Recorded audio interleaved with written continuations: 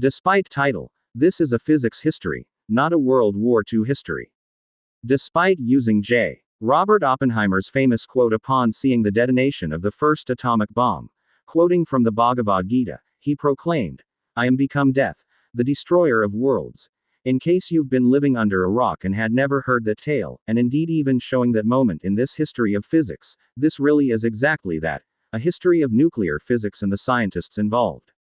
Even when the book finally gets into World War II and the Manhattan Project, as well as at least touching on both Germany and Japan's efforts to also create the first atom bomb, it still primarily focuses on the science, scientists, and the technical, logistical, and political challenges they were having. Indeed, this is really as close as this text gets to discussing the larger picture of World War II, or the Cold War after it ended.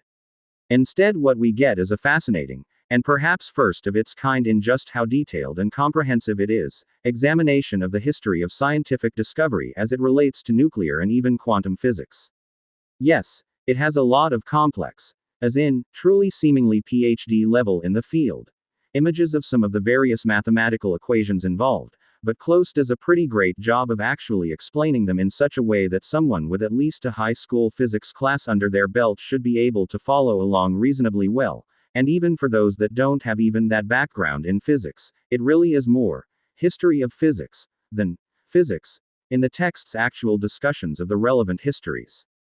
Though I could absolutely see this being used as a textbook, particularly at the collegiate level and particularly in certain history classes or even physics classes, as a way of showing all that has come before to get us to roughly where we are in our understanding of the topics at hand.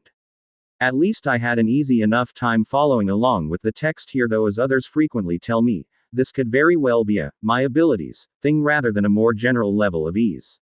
So please, read this book and write a review yourself, no matter who you may be, and please briefly describe your own educational background when you do.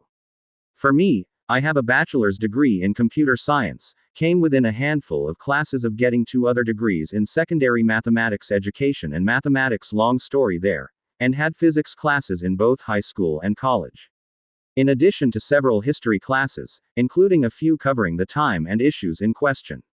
I also had a great time reading this over U.S. Memorial Weekend 2025, as we prepare for the 80th anniversary of the atomic bombings in Hiroshima and Nagasaki later this summer. Though I did expect this book would be more about those events than it was, which was one main reason I had originally picked it up and chose to read it at this exact time.